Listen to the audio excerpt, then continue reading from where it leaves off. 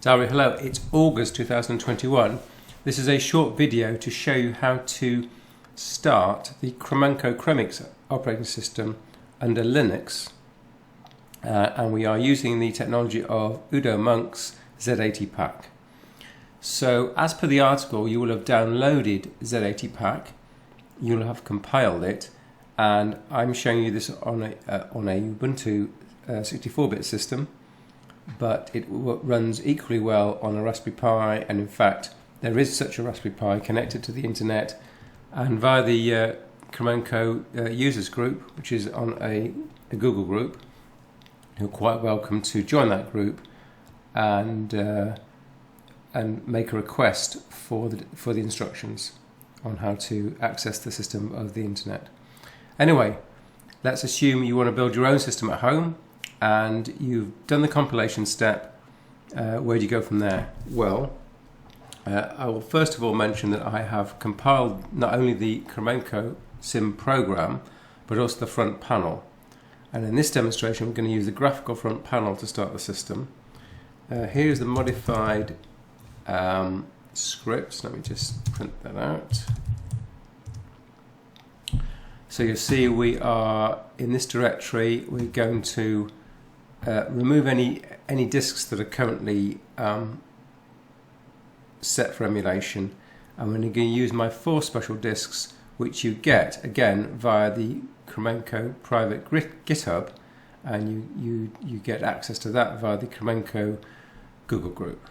Okay, so let's assume you've got these 4 disks, you've put them in this library directory, you've edited the script like this, you've also put an export step here.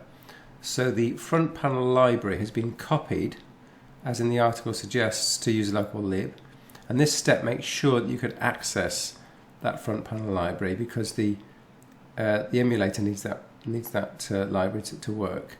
So we're going to say /Cromix minus speed 400 instead of 4. So we want to make the system go fast, and there's no excuse in 2021 for a slow system. So we're upping the CPU emulation speed. So here's the front panel. Now all you need to do is to first of all power on some lights, and then you just need to hit the run button, which is here. I'm going to do that. We're now going to go to this window. Now the floppy disk controller has been set in what's called auto mode, so you have to hit enter a few times to actually, the system is now waiting for me to hit enter, and it goes through different baud rates until it finds a carriage return, which it's looking for, and there we go. So now we've got a memory test, and after that it loads the operating system, and it's so fast it's all over. Now when you normally build a Cromix operating system, which you do with the crowgen command, you normally leave the step about what device to boot to as a choice.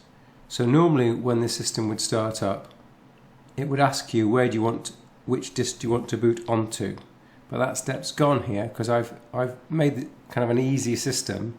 I've taken that choice away from you, and I've also done an automatic login with the user system.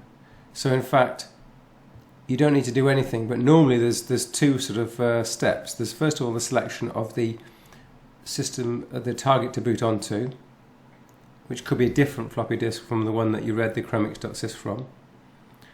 And secondly, you need to log in, and that's the security, which I've just removed in this one instance.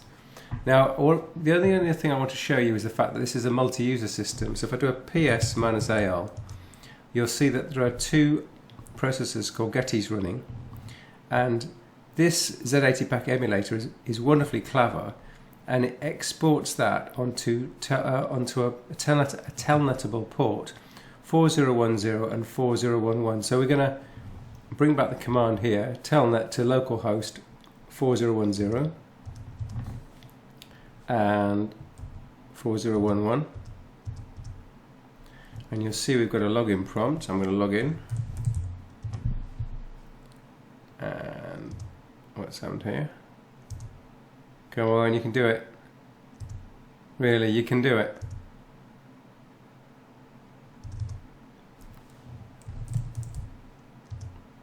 So now we have 3 separate users logged in. If we do a ps-al, you'll see we have 3 shells. So just to reinforce how amazing this is a Zilog Z80 processor system, back in the day running at 4 MHz, supporting 3 users on an 8-bit processor running Cromix, which is a Unix-like operating system. So back in the day, and that day being sort of early 1980s, this was something truly remarkable. Okay, I think that's the end of the tutorial. I'm going to shut the system down now, and we do that with the standard command, which is kill -21.